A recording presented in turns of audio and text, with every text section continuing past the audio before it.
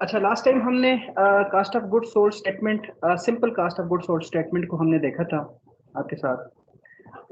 और cost of good sold statement को थोड़ा सा उसको देखें तो cost of good sold statement में दो तीन पार्ट्स होते हैं। नंबर वन जो पार्ट होता है, के आपका मटेरियल पार्ट होता है, जिसका एंड हमारे पास होता है कास्ट ऑफ मटेरियल यूज्ड। ये सारा पहला सेक्शन होता है which is called material section, and then second section is called the labour section. Labour और उसके साथ एफओएस सेक्शन से के साथ ही हमारे पास जो वैल्यू आइडेंटिफाई होती है वो टोटल फैक्ट्री कास्ट की वैल्यू आइडेंटिफाई होती है। टोटल फैक्ट्री कास्ट के बाद फिर हमने वर्क इन प्रोसेस और फिनिश गुड की एंडिंग और ओपनिंग इन्वेंट्री को कमोडेट करना होता है। तो हमारे पास जो रिजल्ट आता है वो cost of good sold statement की सूरत में आता है। इस तरह से gross profit, net profit per unit cost में मैंने बहुत ज्यादा जोर दिया आपको कि जी यहाँ पे देखना है आपने कास्ट ऑफ गुड मैन्युफैक्चर्ड की वैल्यू यूज करनी है, conversion cost, direct material, direct labour को मिला के। आज थोड़ा सा आगे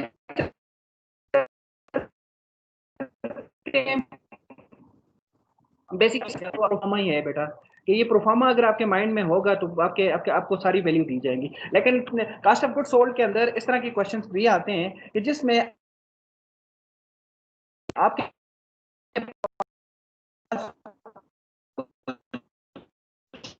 वैल्यू अननोन। 2010, अब जरा देखिए, समटाइम हम लोग जब बुक को देखते हैं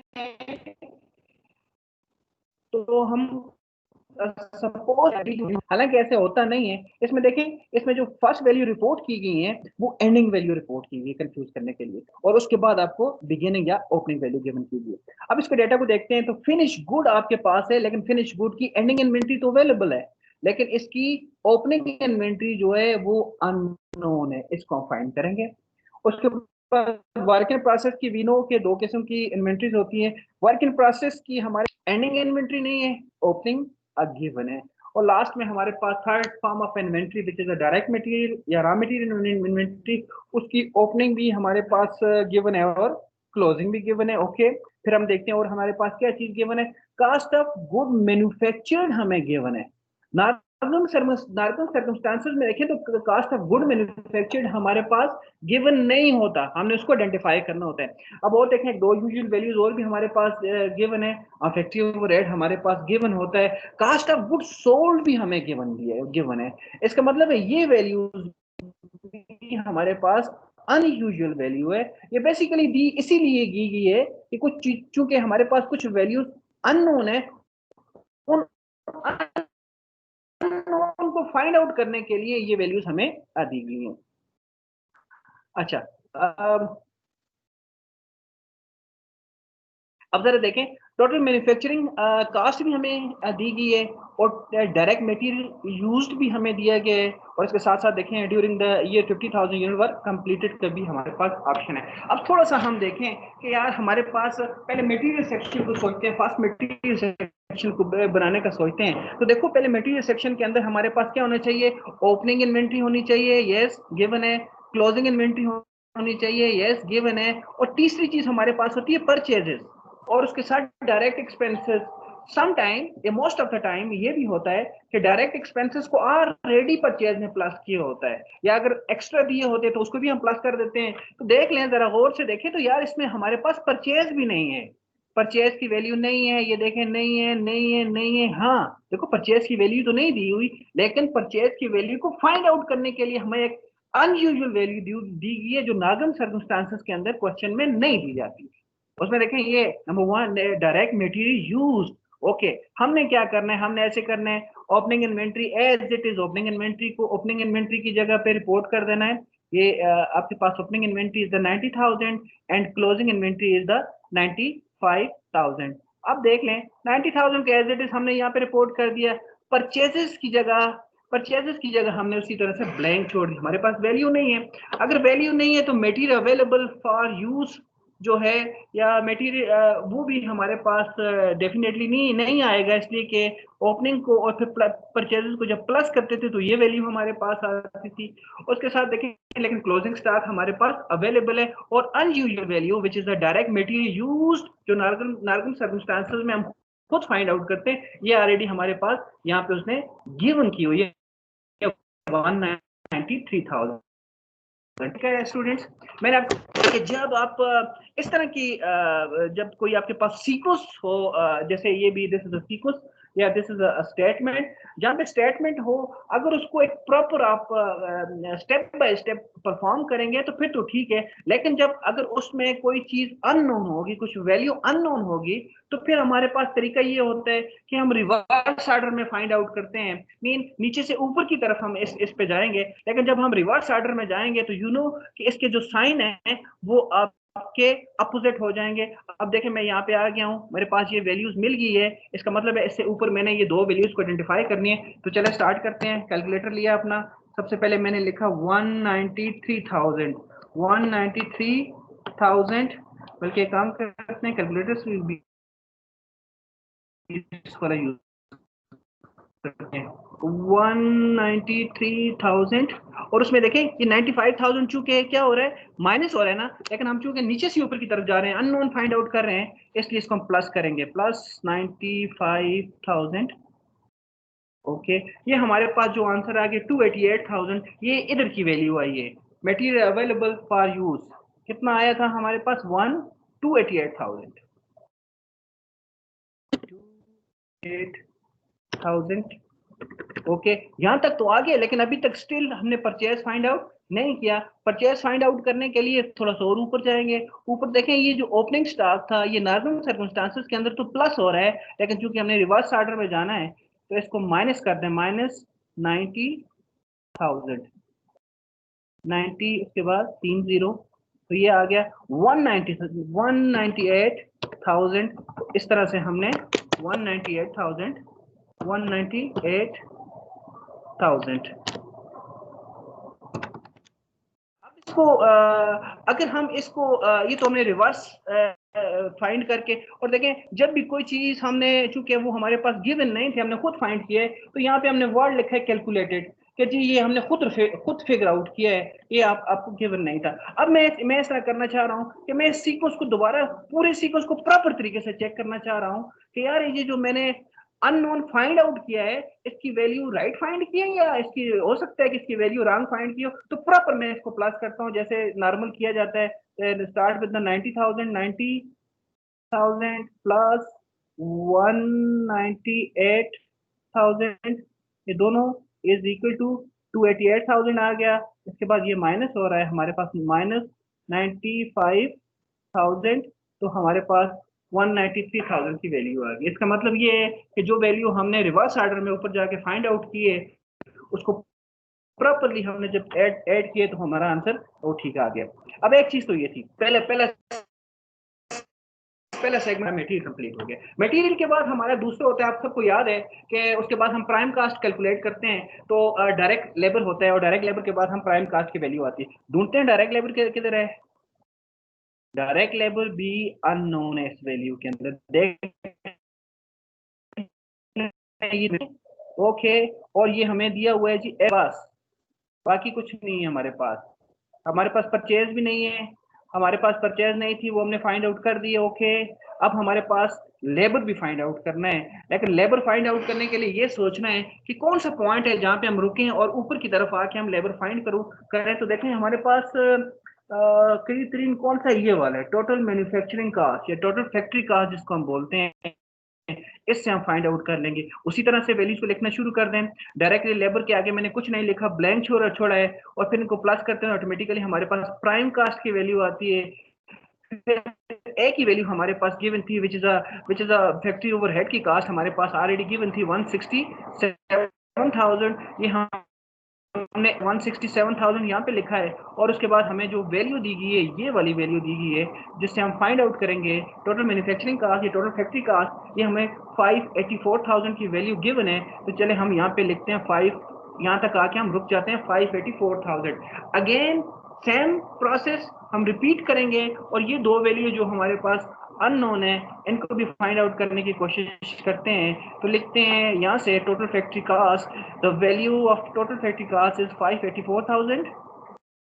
ऊपर वाली वैल्यू प्लस हो रही है, हम रिवर्स ऑर्डर में जाने की कोशिश करेंगे, नीचे की तरफ जा रहे हैं तो ये माइनस की जाएगी 167,000 के साथ, और इज इक्वल टू को बटन दबाएंगे तो आपके पास ये वाली वैल्यू आएगी 15,000, 417,000, ओके 417,000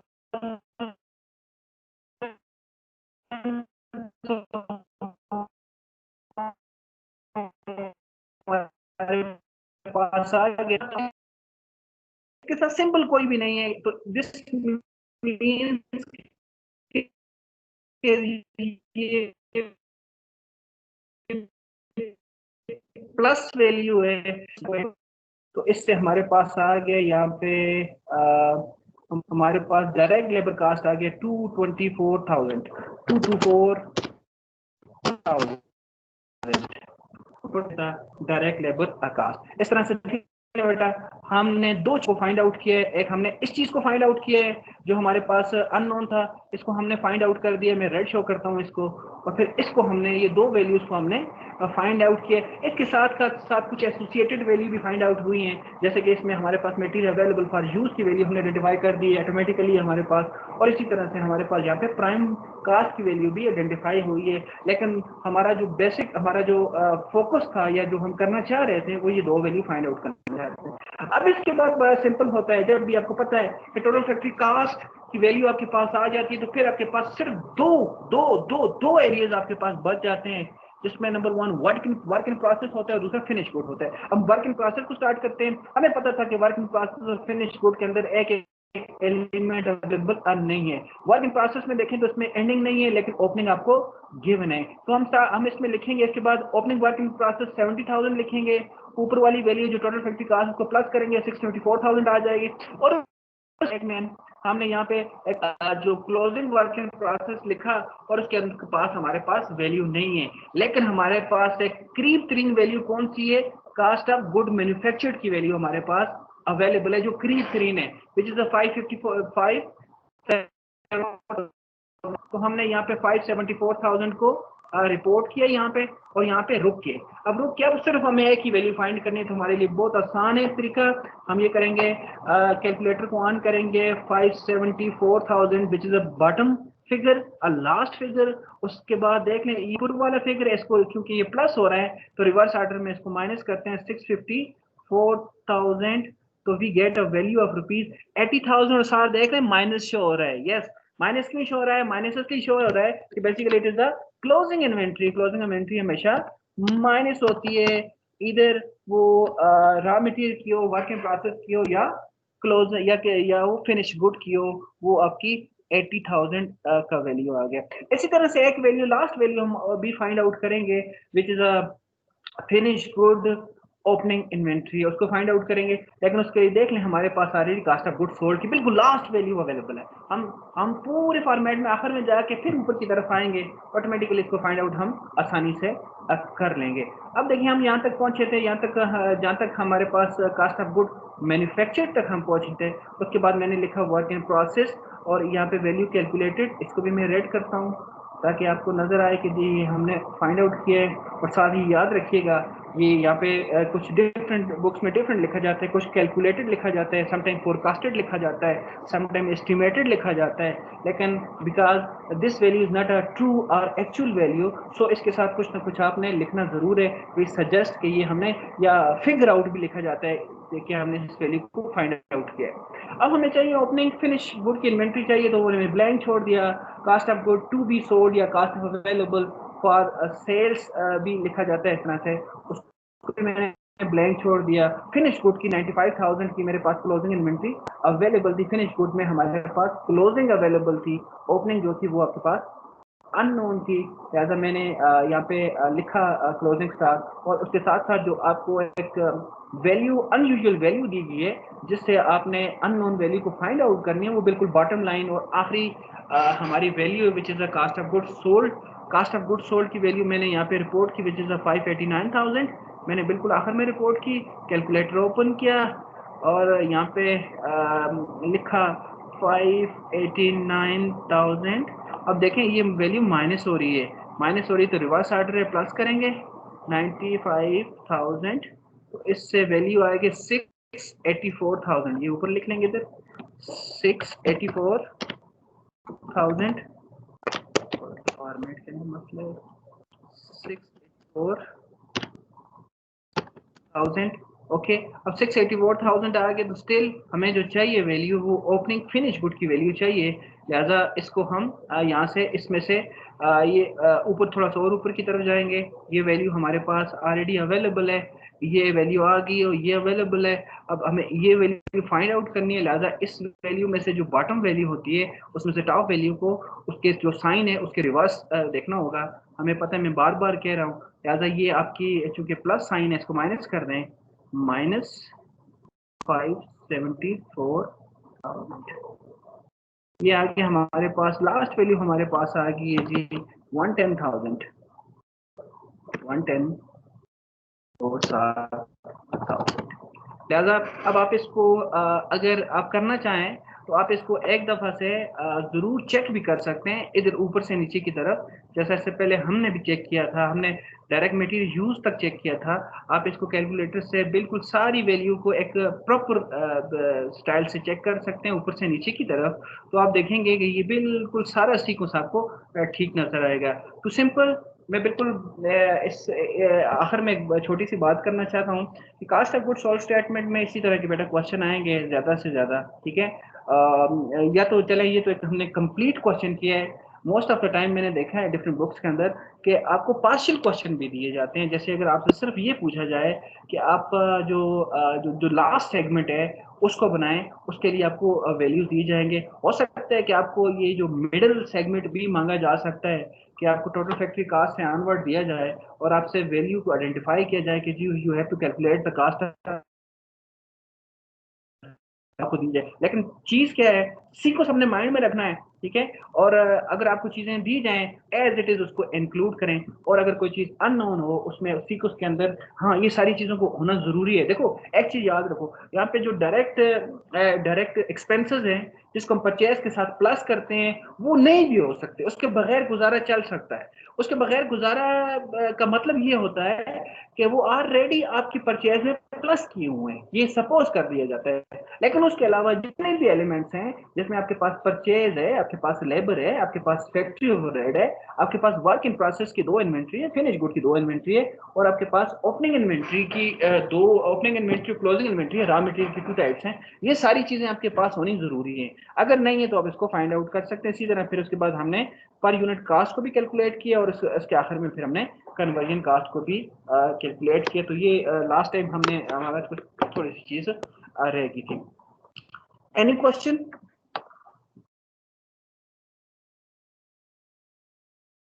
ओ भाई मेरे साथ भी हो या नहीं हो? नो सर, सर साथ हैं। नो नो कर रहे हो, यस कर रहे हो? सामा मेरा ख्याल आपने ठेका लिया हुआ सबका बोलने का। सर आपके साथ नहीं सर। गुड हो गया, बस चले चले, मुझे पता चल जाएगा कल परसों, ठीक है। अच्छा कोई चीज अगर आपको चूंकि थोड़ा सा माहौल नहीं बनता तो आपको अगर कोई चीज में इश्यू हो तो अपने पास नोट कर लिया करें, फिर मैं जैसे ही पूछूं तो मुझे आप बताएं या मुझसे पूछें। अच्छा मैं थोड़ा आगे चलता हूँ।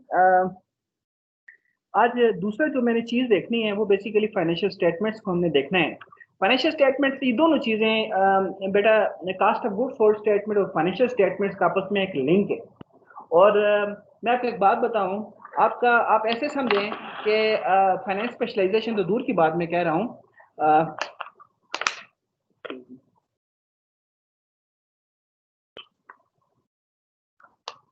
सिंपल भी आपको मतलब ये दो चीजों के बाद फिर फाइनेंस और अकाउंटिंग की दुनिया स्टार्ट होती है। मैं जल्दी से, मुझे पता है कि आपको सीजीएस का भी काफी सारा पता था और इनकम स्टेटमेंट का भी है, लेकिन मैं जल्दी से इसको देख लेता हूं फिर आप इसको प्रैक्टिस करें। बेटा income statement present the result of a company operation for a given period of time. ये 2 पॉइंट इसमें बड़े इंपॉर्टेंट है एमसीक्यूज के पॉइंट ऑफ व्यू से भी, कि कंपनी की जो इनकम स्टेटमेंट है वो कंपनी का ऑपरेशन शो कर रहा होता है, नंबर 1 पॉइंट। और number 2 point is that it is a given period of time. That's why income statement is called a flow statement.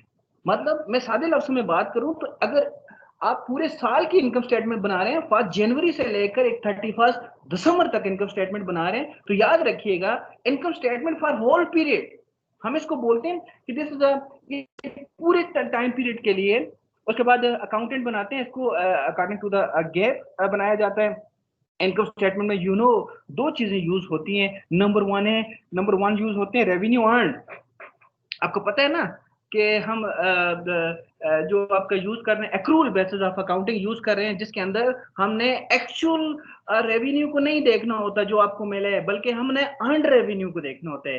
अब मेरा क्या मतलब है अर्न रेवेन्यू से, क्या मुराद है? अर्न रेवेन्यू से मुराद ये कि जो आपने कमा लिया है वो आपको मिला है या नहीं मिला है, वो कैश की सूरत में या अकाउंट रिसीवेबल की सूरत में, लेकिन वो आपको फ्यूचर में मिलने की उम्मीद है उसके साथ। तो उसकी भी दो चार कंडीशंस हैं, लेकिन ओवरऑल में बात करूं तो हम सिर्फ ये देखते हैं कि रेवेन्यू अर्न को देखते हैं, सिर्फ हम कैश रेवेन्यू को नहीं देखते, जो क्रेडिट अकाउंट रिसीवेबल है इसको भी इंक्लूड करते हैं। और इसी तरह से हम जो एक्सपेंसेस हैं वो सिर्फ पेड एक्सपेंसेस को हम नहीं देखते हैं, हम देखते हैं हो सकता है कुछ एक्सपेंस हमारे एक्रूड हों, कुछ एक्सपेंस हमारे अनपेड या आउटस्टैंडिंग हो, उनको भी हम इंक्लूड करते हैं। सिर्फ देखना इतना होता है कि एक्सपेंस है हमें बेनिफिट मिल गया है या नहीं मिला, जिस एक्सपेंस के से हमने कुछ बेनिफिट लेना था in the line of revenue, वो हमने लिए या नहीं, अगर ले लिए तो वो आपके एक्सपेंस इनकर्ड हो गए एक्सेट्रा। आपको पता है इसका एंड रिजल्ट में या तो नेट प्रॉफिट आएगा या नेट लॉस आएगा। इनकम स्टेटमेंट के स्टेप में आपने ग्रॉस प्रॉफिट वगैरह को भी देखना है। अब ये आपके सामने एक मैं लेयर के आ रहा हूँ इनकम स्टेटमेंट। ये बेसिकली इनकम स्टेटमेंट को हम बहुत बेटा बोलते हैं स्टेटमेंट फॉर्म या रिपोर्ट फॉर्म बोलते हैं। ये स्टेटमेंट फॉर्म या रिपोर्ट फॉर्म इसको इसलिए बोला जाता है कि ये सीधा सीधा होता है, इस तरह से होता है, ये टी फॉर्म की सूरत में नहीं होता। अगर इस इनकम स्टेटमेंट भी टी फॉर्म की सूरत में भी बनती है, लेकिन उसको हम बोलते हैं अकाउंट फॉर्म। ये अकाउंट फॉर्म की नहीं है, ये स्टेटमेंट फॉर्म या रिपोर्ट फॉर्म में मौजूद है। इसमें जरा गौर से देखें, 3 lines already reserve. Number 1 name of the company, a name of the statement, और तीसरा बड़ा इंपॉर्टेंट वर्ड है during the period of the time. During the period of time या फॉर द ईयर एंडेड या फॉर द पीरियड एंडेड इसमें लिखा होता है। वो वही पॉइंट है कि क्योंकि ये पूरे होल पीरियड को कवर कर रहा है, इसको फ्लो स्टेटमेंट बोला जाता है, इसलिए इसके ऊपर during the period of the time या फॉर द पीरियड एंडेड या फॉर द ईयर एंडेड लिखा जाता है। लेकिन अगर बैलेंस शीट की बात की जाए तो उसमें एज ऑन लिखा जाता है, क्योंकि वो पॉइंट इन टाइम स्टेटमेंट है, ये पीरियड ऑफ टाइम स्टेटमेंट है।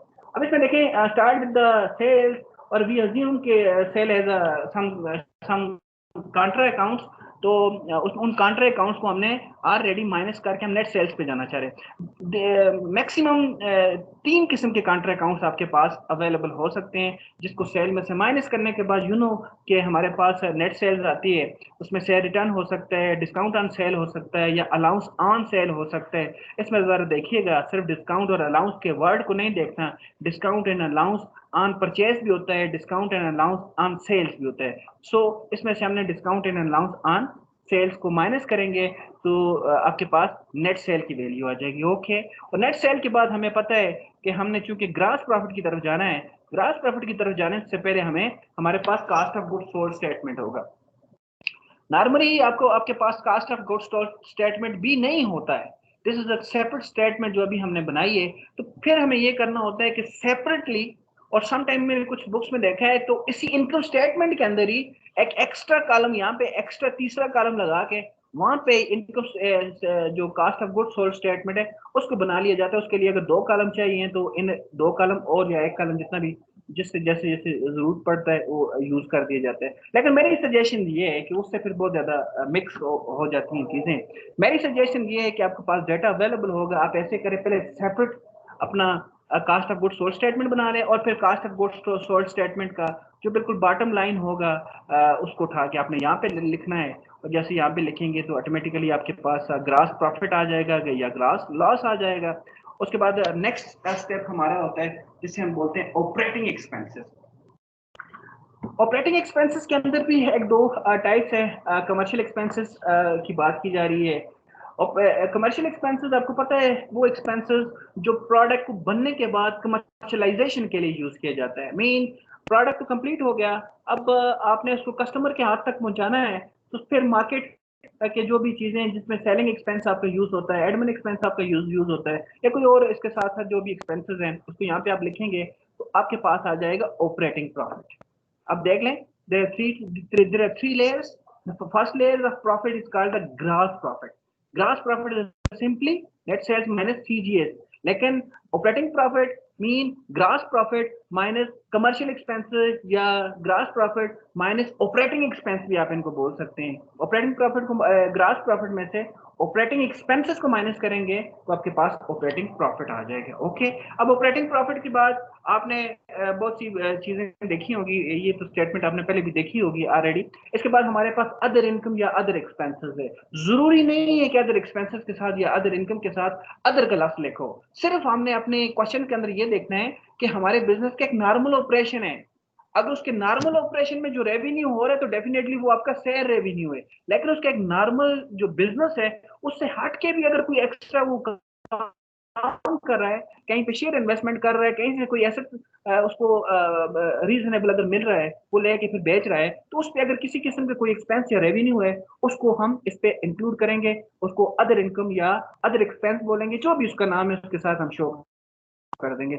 यहाँ पे अदर एक्सपेंस या अदर रेवेन्यू लिखने का मतलब ये होता है कि आपके नॉर्मल ऑपरेशन से हट के देखो, आपके नॉर्मल ऑपरेशन के अंदर जो सेल्स आई है या जो रेवेन्यू आया है वो ऑटोमेटिकली हमने यहाँ पे लिख दिया है। इसी तरह से आपकी नॉर्मल ऑपरेशन के अंदर जितनी भी फैक्ट्री की कास्ट आई है उसको हमने सीजीएस में डाल दिया, और उसके बाद जो उसके अलावा जो ऑफिस के अंदर को खर्चे आए हैं, जो कमर्शियल एक्सपेंस हैं या कुछ जो हमारे ऑपरेटिंग एक्सपेंस आए हैं उसको हमने यहाँ पे इंक्लूड कर दिया। लेकिन ये हमने कैटेगरी को बिल्कुल अलग छोड़ा है, इसलिए कि आगे चल के हम डिसीजन करेंगे, कुछ रेशियोज भी यूज कर सकते हैं जिसमें हमें पता चलेगा कि नॉर्मल ऑपरेशन आपकी कितनी इनकम होगी तो डेफिनेटली प्लस होगी, रेवेन्यू होगा तो माइनस हो जाएगा। तो हमारे पास एक बहुत जबरदस्त वैल्यू आएगी जिसको हम ईबीआईटी बोलते हैं, earning before interest and taxes. इसको पीबीआईटी भी बोलते हैं, profit before interest and taxes भी बोला जाता है। उसके बाद चूंकि ईबीआईटी है तो हम इसमें से आई को उड़ाना है हमने।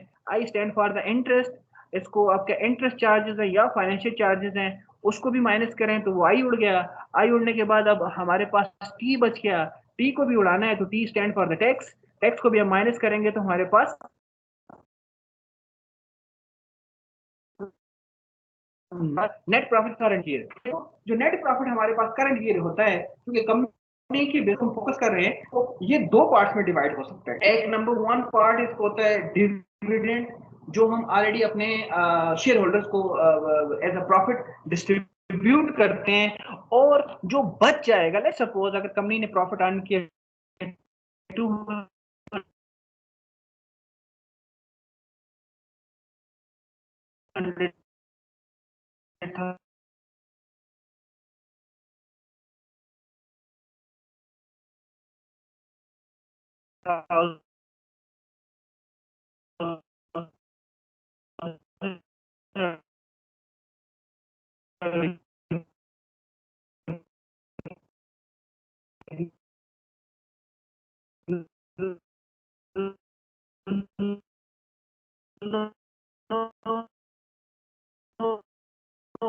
हमारे रिटेन अर्निंग अकाउंट है उसमें से हम कुछ अमाउंट को डेबिट करके यहाँ पे लेके आ जाएं और उसको डिस्ट्रीब्यूट कर दें।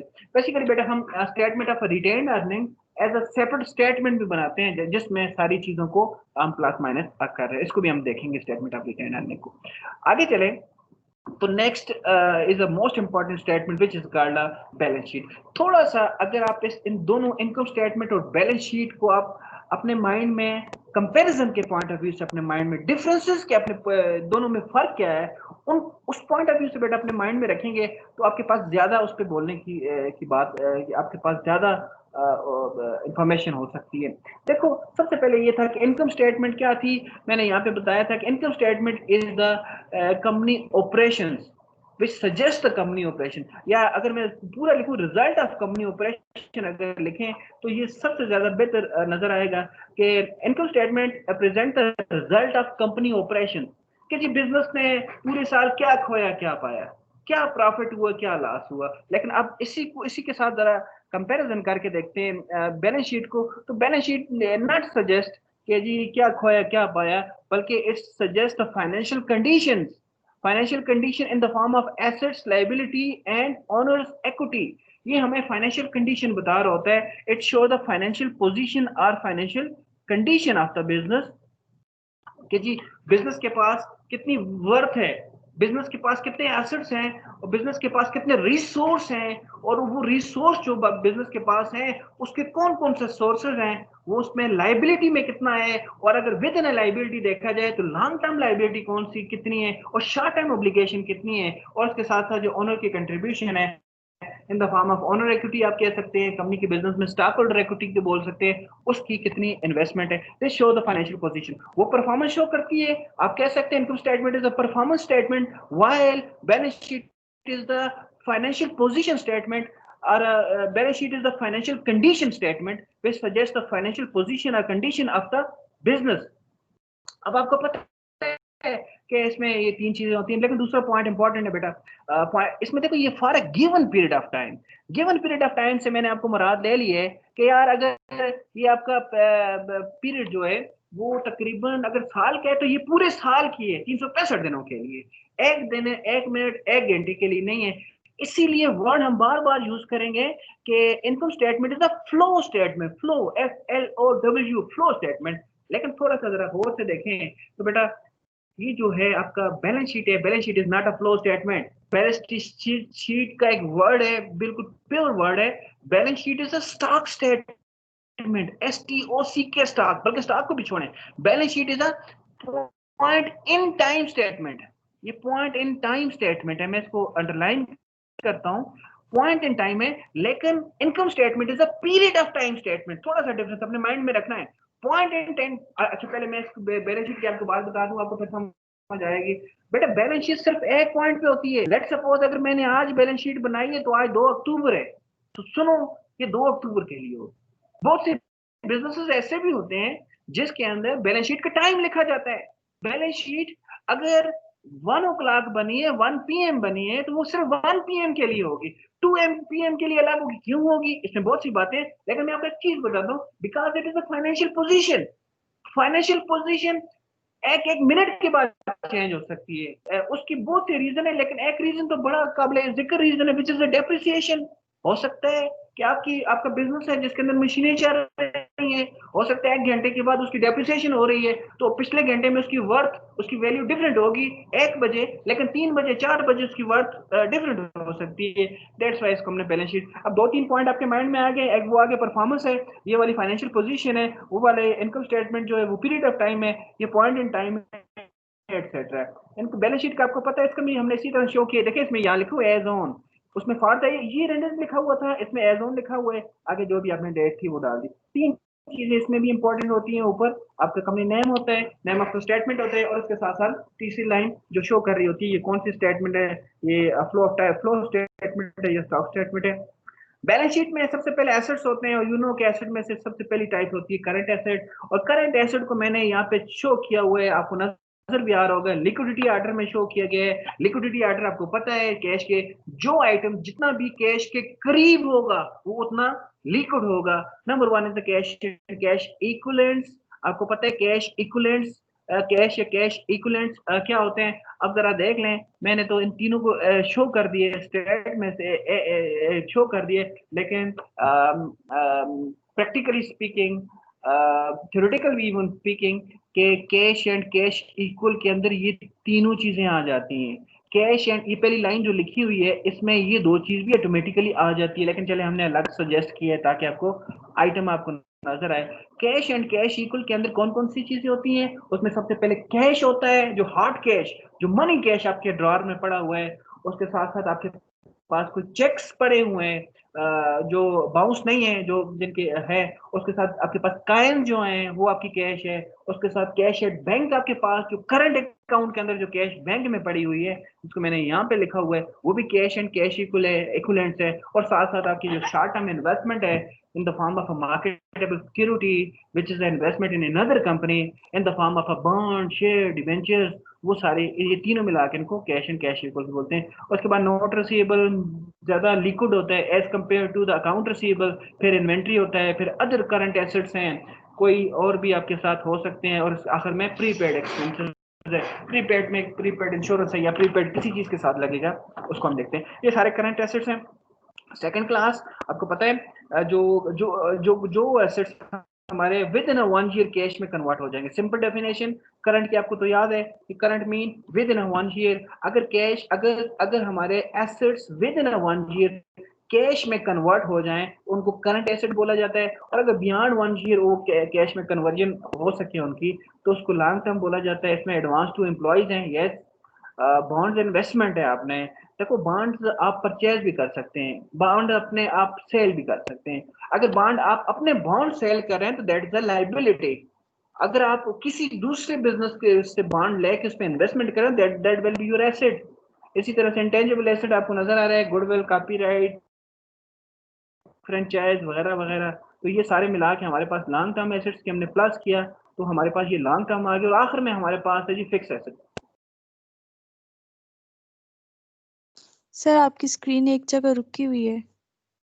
इसको PPNE अभी नहीं हल रही है, ये चल नहीं रही है अभी, ठीक नहीं है चल रही सर। भाई। किसी और को भी मसला है ये स्क्रीन अभी मैं इसको ये मैं आगे पीछे कर रहा हूँ, हो रहा है ये? नो सर नहीं हो नहीं रहा सर, सर। रीजन आपका सर। ये स्क्रीन कहाँ पे रुकी हुई है, किस किस जगह पे रुकी हुई है? मेरे पास जो अभी सामने वो बैलेंस शीट है मैंने छोड़ा था सर, वहाँ पर रुकी है कॉस्ट ऑफ गुड्स सोल्ड तक सर। उसके बाद नहीं कॉस्ट ऑफ चल। गुड्स सोल्ड पे सर। तुम लोग सोए हुए थे, कास्ट ऑफ गुड्स सोल्ड में मैं घंटा आगे चला गया। चलो ठीक है, खैर मैं फिर देखता हूँ इसको।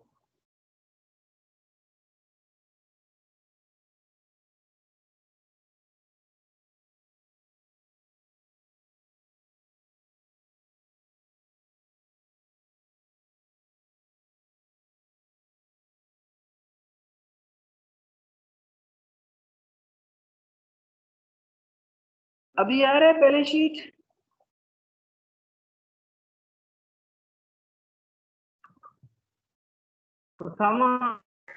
यस सर, बैलेंस शीट आ रहा है नजर आ सर रही है, अभी। बैलेंस शीट लिखा अभी आ रहा है ना? यस सर, हाईलाइट्स लाइन भी नजर आ रही है सर।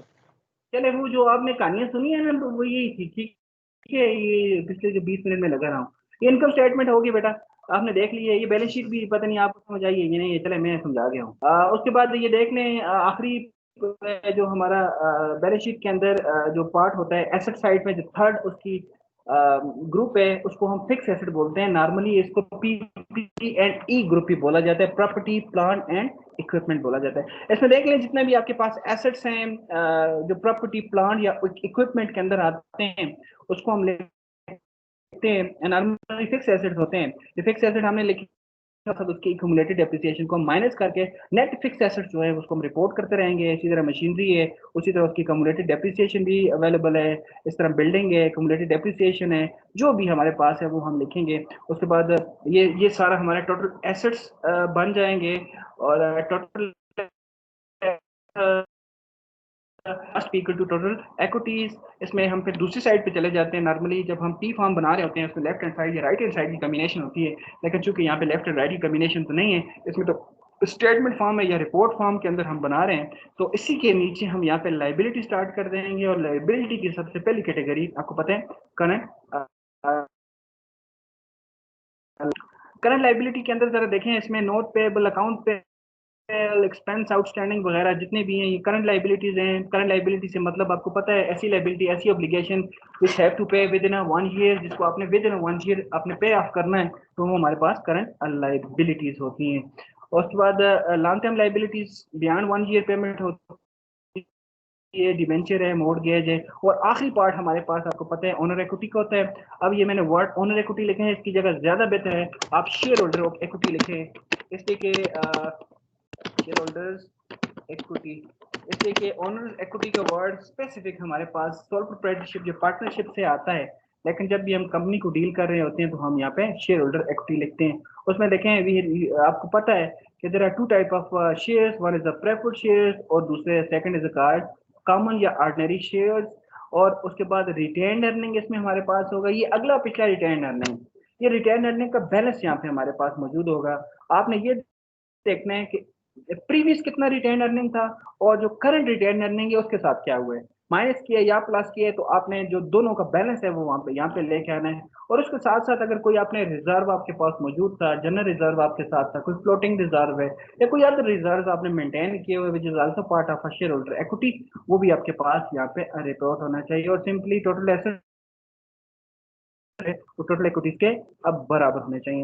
अब एक हमारे पास एक क्वेश्चन है, वो मैं सिर्फ मोटी मोटी आपको चीजें बताऊंगा, मैं आपको सोल्यूशन प्रोवाइड करूंगा इसका, लेकिन जरा थोड़ा सा मेरे साथ रहना है ताकि हम इसके क्वेश्चन को पढ़ सकें, हमारे पास टाइम है। From the following particular taken out from the books of the Mirpur limited you are required to prepare cost of goods sold statement. Okay, अब cost of goods sold statement हमें चाहिए होगी इनकम स्टेटमेंट बनाने के लिए। Then income statement, then balance sheet as June 30 2010। अब जरा मेरे साथ रहो, सिर्फ हमने आइटम्स को देखना है, ये कौन सा आइटम कहाँ पे जाएगा। तो सिंपल है, कैश है तो बैलेंस शीट में जाएगा एसेट। उसके बाद देख लो सेल्स है तो सेल आपके पास है the starting point in income statement. General reserve है तो मैंने आपको बताया था रिजर्व आपके पास यहाँ पे आएंगे, कोई भी रिजर्व है, this is a part of a share holder equity. उसके बाद परचेजेस है तो परचेजेस, अब अपने माइंड में अपने तीन स्टेटमेंट्स को रखना है, सीजीएस को माइंड में रखना है, इनकम स्टेटमेंट को माइंड में रखना है और बैलेंस शीट को माइंड में रखना है। हम तीनों स्टेटमेंट बना रहे हैं, समझे, आपकी तीनों स्टेटमेंट की लाइनें फॉर्मेट आपके सामने रखे हुए हैं, आपने चीजों को उठा के सिर्फ प्लेस करना है। तो अगेन मैं स्टार्ट करता हूँ, फिर स्टार्ट से सबसे पहले हम कैश को स्टार्ट देखेंगे। कैश हम बैलेंस शीट में जाएंगे, बैलेंस शीट में भी देखो हमारे पास एसेट साइड में जाएंगे, एसेट साइड में भी हमारे पास तीन क्लासेस हैं। पहली क्लास जो है वो ऑलरेडी करंट एसेट है तो कैश को सबसे ऊपर लिखेंगे, इसलिए कि cash is the most liquid asset. उसके बाद सेल्स है तो सेल्स हम इनकम स्टेटमेंट को बिल्कुल टॉप पे लिखेंगे, फिर देखेंगे उसकी वैल्यू अभी नहीं लिखेंगे, इसलिए कि अगर इसके अंदर रिटर्न अलाउंस होगा तो उसकी वैल्यू इनर कॉलम में लिख के प्लस माइनस करेंगे, हम प्लस नहीं माइनस करेंगे। जनरल रिजर्व को हमने यहाँ पे रिपोर्ट किया, परचेज हम ले गए अपना cost of goods sold statement में, और उसी cost of goods sold statement में ट्रांसपोर्टेशन इन भी लिखा। Why transportation in? Transportation in is the direct expenses, if it is a direct expenses it goes to the cost of goods sold statement under the purchase, purchase के नीचे हम लिखेंगे। उसके बाद देखें नोट पेएबल है, yes note payable most current liability, इसको हम शॉर्ट टर्म या करंट लाइबिलिटी के बिल्कुल टॉप पे इंक्लूड करेंगे। अब देखें यहाँ पे लिखा हुआ है अदर एक्सपेंसेस, दिस मीन कि ये जो एक्सपेंस हैं ये आपकी नॉर्मल ऑपरेशन से अलग है। तो मैंने आपको यहाँ पे बताया था कि जब भी हम इनकम स्टेटमेंट बनाते हैं तो ऑपरेटिंग एक्सपेंसेस के नीचे ये देखो मैंने अदर एक्सपेंसेस और अदर इनकम यहाँ पे रिपोर्ट की हुई है। यहाँ पे आपके पास ऑपरेटिंग प्रॉफिट आएगा, उसके बाद आपने अदर एक्सपेंसेस को रिपोर्ट करना है। इसके बाद देखिए commission received is your revenue,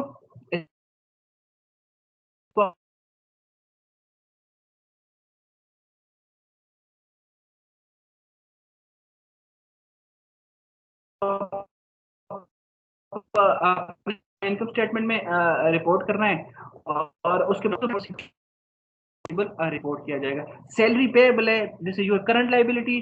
prepaid rent है तो प्रीपेड रेंट बिल्कुल करंट एसेट में बिल्कुल आखिर में, जैसे हमने यहाँ पे भी बात की थी कि ये आ जाएंगे जितने ऑल प्रीपेड हैं ये यहाँ पे रिपोर्ट किए जाएंगे।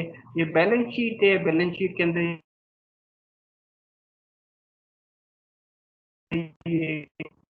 करंट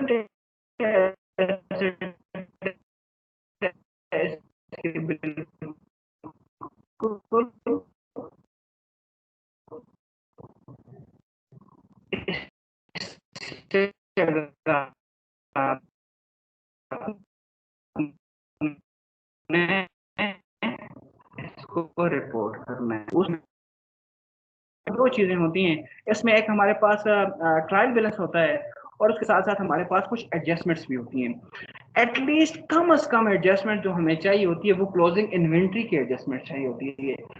आपको पता की भी हमारे पास वर्क इन प्रोसेस या रॉ मटेरियल या फिनिश गुड की भी हमें उसकी वैल्यू चाहिए होती है, क्योंकि क्लोजिंग इन्वेंट्री जो है which is not a part of a trial balance. Closing inventory वो वर्क इन प्रोसेस है, फिनिश गुड है या रॉ मटेरियल किसी की भी है, वो ट्रायल बैलेंस का पार्ट नहीं है।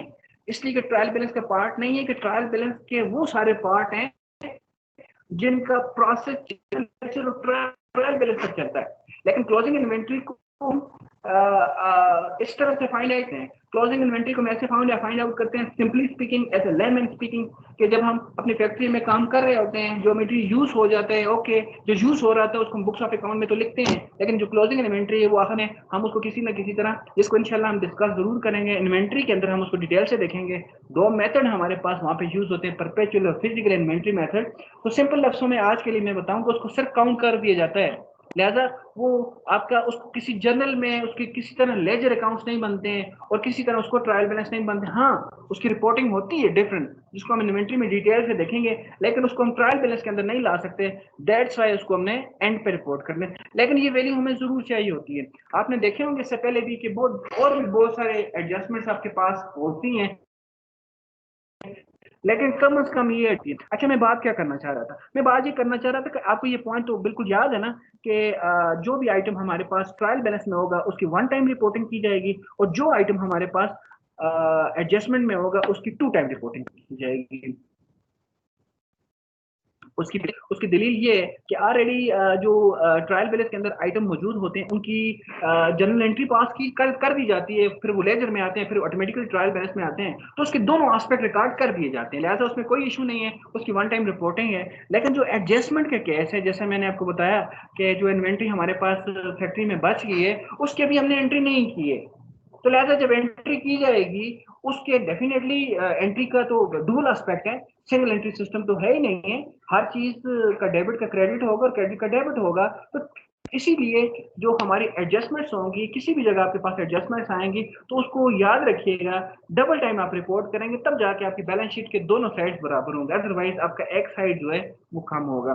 तो मैं यहाँ से आ रहा था जहाँ पे इन्वेंट्री ये और ट्रायल बैलेंस के अंदर बिगिनिंग इन्वेंट्रीज होती हैं, ओपनिंग इन्वेंट्रीज होती हैं, और जो क्लोजिंग इन्वेंट्रीज हैं वो ऑटोमेटिकली आपको नीचे एडजस्टमेंट में दी जाएंगी। ये ओपनिंग इन्वेंट्री ऑलरेडी आपको गिवन है, यू नो कि ओपनिंग इन्वेंट्री जो होती है, बिगिनिंग इन्वेंट्री जो होती है, आपको पता है कि उसके साथ हमने क्या करना है, उनको हमने कास्ट ऑफ गुड्स सोल्ड के अंदर यूज करना है, रॉ मटेरियल को बिल्कुल टॉप पे यूज करेंगे, वर्क इन प्रोसेस को अपनी जगह और फिनिश गुड को भी अपनी जगह। इसी तरह रिटर्न इनवर्ड हमारे पास मौजूद है, आपको पता है return inward is share return, लिहाजा हम सेल से माइनस करेंगे, जब इनकम स्टेटमेंट बनाएंगे तो जरूर हमारे पास, चूंकि हमारे पास एक रिटर्न ये है तो हम सेल की वैल्यू इनर कॉलम में लिखेंगे इसी तरह, और उसके नीचे फिर यहाँ पे रिटर्न लिख के ऑटोमेटिकली जो नेट सेल की वैल्यू को हम आखिर में रिपोर्ट करेंगे। उसके बाद नेक्स्ट आइटम हमारे पास है carriage inward, it is also direct expenses, इसको परचेज के नीचे रिपोर्ट करेंगे। उसके बाद रिटर्न आउटवर्ड है, return outward is a purchase return है, यस, परचेज में से भी माइनस करेंगे जैसे नॉर्मल किया जाता है।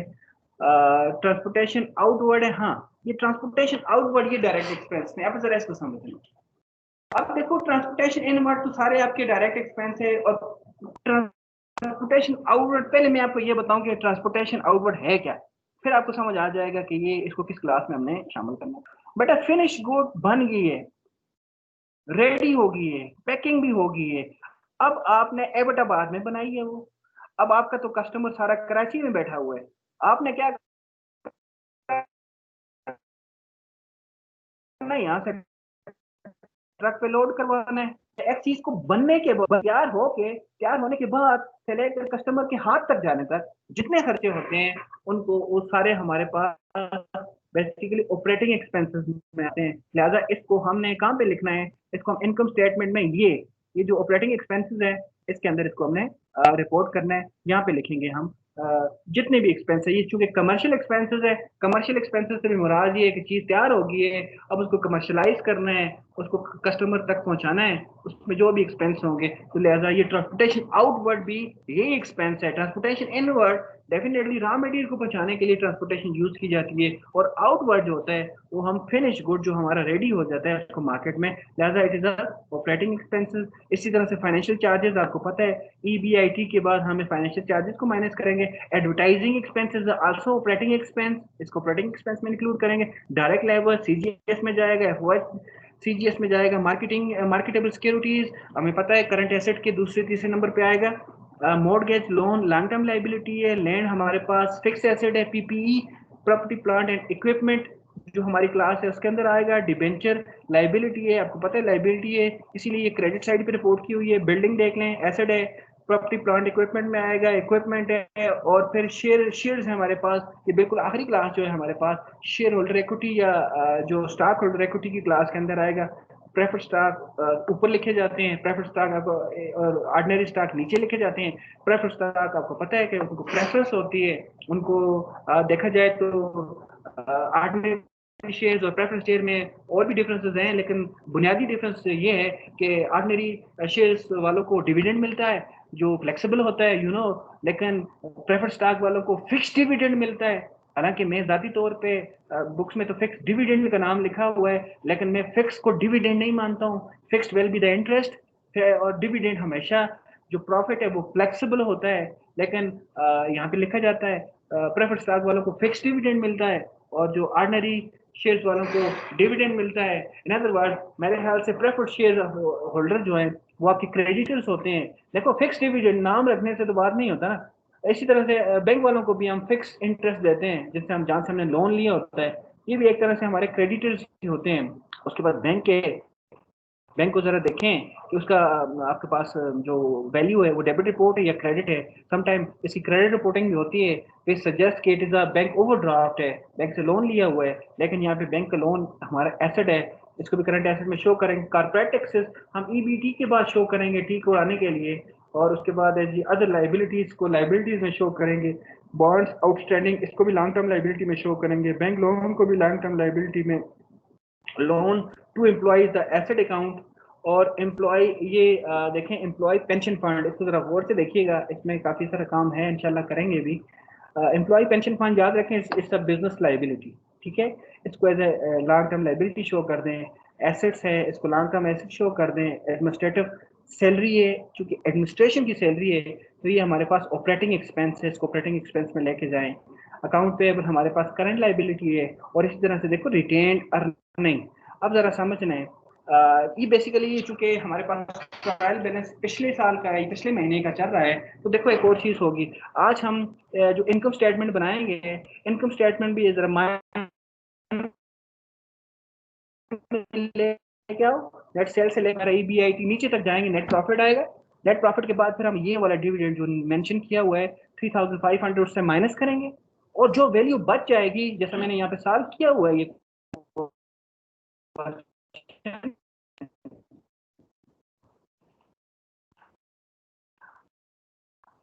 ये जैसे ये और उसके बाद हम डिविडेंड 3500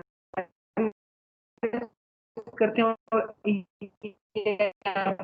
रिटेन अर्निंग समझना, पास ऑलरेडी रिटेन अर्निंग पड़ा हुआ है आपकी ट्रायल बैलेंस के अंदर, वो हमारे पास प्रीवियस रिटेन, ये दोनों आपस में प्लस कर दिए जाएंगे आगे जाके, ठीक है। और ये दोनों retain earning, previous retain earning और करंट रिटेन अर्निंग जो दोनों जो हैं वो आपके ओनर इक्विटी में रिपोर्ट किए जाएंगे। अब देख लें, ये मैं आपको सेंड करूंगा इसी तरह से आप, बल्कि मैं चलिए आखिर में बताता हूँ ये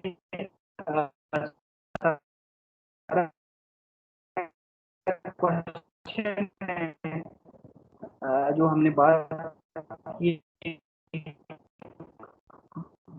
चीज पे एक चीज को इसके फॉर्मेट्स को